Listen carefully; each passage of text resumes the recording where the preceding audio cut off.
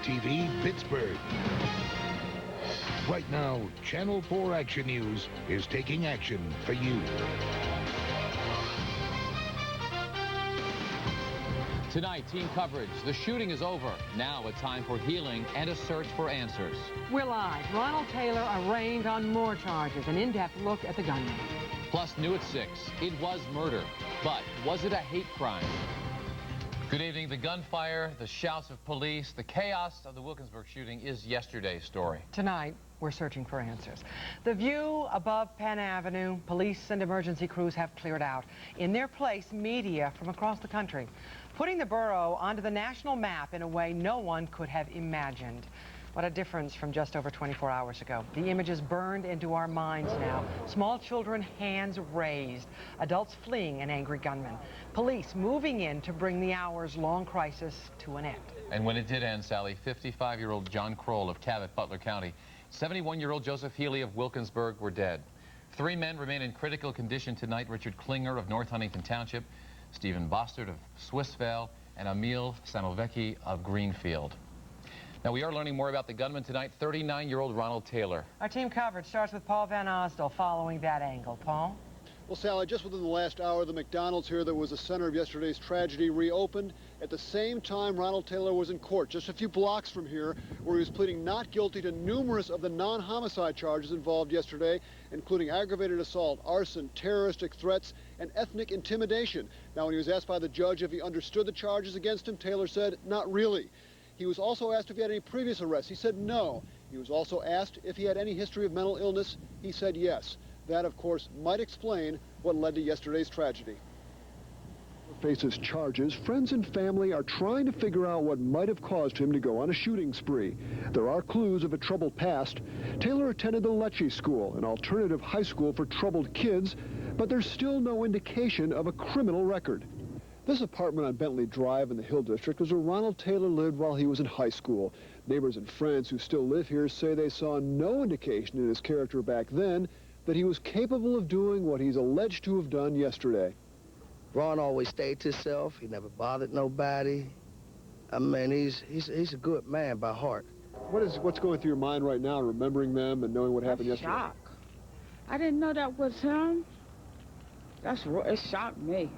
His attorney also questions whether Taylor really hates white people. I'm white, and I'm his lawyer, so I don't know that there's any racist in it. I've talked to him. He's never told me that because I'm white, he didn't want me present. As long as I've been knowing Ron, I ain't never known Ron to be racial. But people say he said these things. He might have said those things, but you ever stop to think that it might have been out of anger, what the man might have been going through is what set him off? Now, friends also say they saw no evidence of any mental health problems when Taylor was much younger, although the judge has ordered a mental health evaluation in light of Taylor's statement that he does have a history of mental illness. Now, Taylor does apparently also have a very tight family. His attorney says the family is grieving both for Taylor and for the victims. We're live in Wilkinsburg. I'm Paul Van Osdol. All right, Paul, thank you. We also know much more tonight about the weapon Taylor used in his shooting spree. It took the ATF less than a half an hour to trace the .22 caliber revolver. They say the gun was purchased by Ernest Taylor. That's Ronald's grandfather. He bought it back in 1982 from a licensed gun dealer in Wilkinsburg. No word tonight as to when the gun was passed on to Ronald Taylor. So what was behind the man behind the gun? The disturbing speculation of hate as the motive in the deadly shooting is now a major part of the investigation. So let's go now to Sheldon Ingram with new developments in this area. Sheldon. Well, Sally, investigators uncovered new evidence that might indicate that this was in fact a hate crime. Also, witnesses described to me yesterday a distinct pattern during the shootings. They told how Taylor chose white victims over African Americans, even when they were standing side by side. Is Ronald Taylor a man driven by so much hate that he would kill to satisfy his disposition? That is what investigators want to know.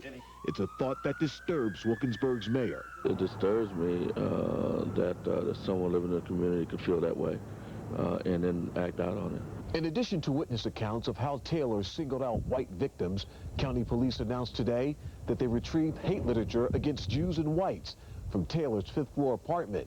So now the FBI is involved. Because of that, there is a civil rights violation under federal statutes that we can investigate. We have the credible reports from the media, so therefore we're initiating a civil rights investigation. While authorities investigate the shootings as a federal crime, some people believe the leading organizations in the African-American community should step up to condemn the seemingly racially motivated shooting spree. So far, they haven't been seen nor heard. These organizations are based on civil rights, are based on the idea that racism is bad.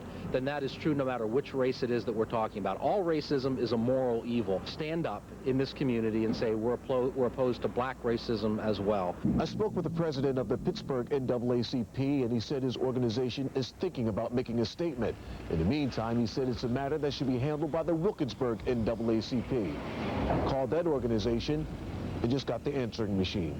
But the Urban League of Pittsburgh took this stance. Sheldon, this just happened. You called, I'm responding. If it's black against white or white against black, it is wrong and it should not happen. Wilkinsburg mayor says organizations in the African-American community should not be obligated or pressured to speak. I think that they have to decide, those organizations have to decide if they're obligated to speak. I think that when they get that information, that they will speak.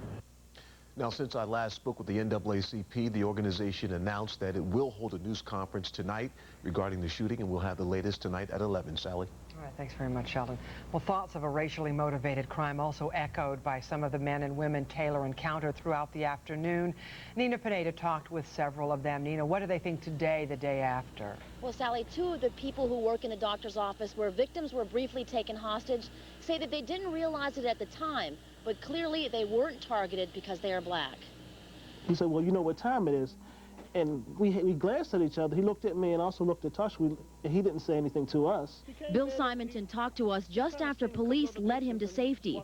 But to him, coming out of the building was more frightening than the gunman himself, who seemed to indicate he wouldn't hurt them. Being a black male and actually similar height, my fear was, to be honest, when I joked with the staff about it, as far as me walking out the door and getting shot by the police myself, I was real hesitant on going out there. I would have took my chances with him than go out there. The gunman also did not pick one of the first people he encountered. He just says, not your sister, run. Barb ran for help thinking the suspect was looking for someone in particular, not specifically someone white. And as he said, not you, sister, did you think that had something to do with being racially motivated and he was looking for other people in the office to harm? Or I did not click anything that was going on. I had never thought of race, never thought of anything. I just thought the fact that he didn't want me, he was looking for somebody else. And witnesses say that Taylor then led 3 women, all of whom were white, by gunpoint. He later let them go, and all of the staffers ran from the building together. That's the latest from Wilkinsburg. Reporting live, I'm Nina Pineda. Back to you, Sally. All right, thanks, Nina. Mike? Before Burger King and McDonald's, before the Penn West hostage situation, there was the Woodside Garden Apartments. That's where Ronald Taylor lived, and his rampage of violence began. You're about to hear from the man whom Taylor was enraged with and the woman who inadvertently saved that man's life. Jim Parsons joins us now live from Woodside Apartments with their story. Jim? Well, Mike, the 5th floor residents here at the Woodside Garden Apartments in Wilkinsburg are back in their homes tonight after Ronald Taylor allegedly set fire to the place yesterday, shortly before beginning a shooting spree. And today, the maintenance worker who was the focus of Taylor's initial wrath spoke out. He says I was a racist pig and it was nothing but white trash. John DeWitt says ever since Ronald Taylor moved into this apartment building last summer, Taylor has despised him. Yesterday, Taylor's rage exploded as DeWitt worked on an apartment door.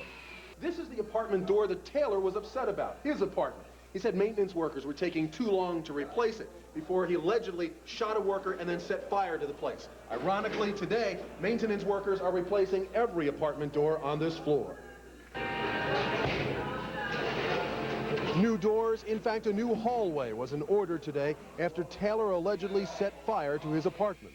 DeWitt says he won't return here to his job after Taylor allegedly shot and killed his co-worker, John Kroll. Only a last-second maintenance complaint from another tenant saved DeWitt from the same fate. A woman had called me and wanted me to come to another apartment, and it's lucky she did, because I probably wouldn't have been here. I know he would have shot me. My keys got locked up in my bedroom and I couldn't open up the door.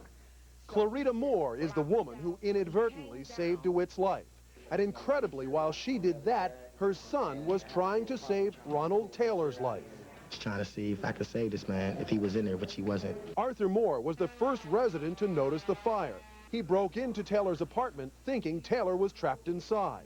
Moore didn't know that at that moment, Taylor was running through Wilkinsburg with a gun. I didn't know he was going around doing this. I know he did this intentionally. My intentions was on saving him or whoever was in his apartment.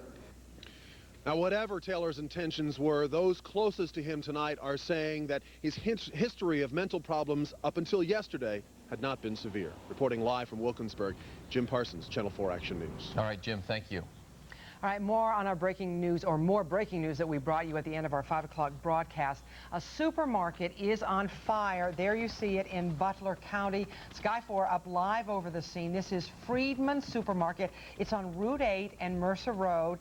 This is north of Clearfield Mall. You can see they have a number of trucks there, ladders up really high over the area. Several fire crews on the scene. Emergency crews tell us that everyone has gotten out and that there are no injuries that have been reported. We'll continue to follow this story throughout our newscast. You can still see hot spots on the top of the roof, but right now we do know that everybody is out, so that's good news. Back on our lead story from tonight, it is often said that communities that go through tragedies like the one in Wilkinsburg yesterday are somehow drawn closer together. A sign of that visible today in downtown Pittsburgh. Hundreds gathered at a mass to remember the victims of the Wilkinsburg shooting.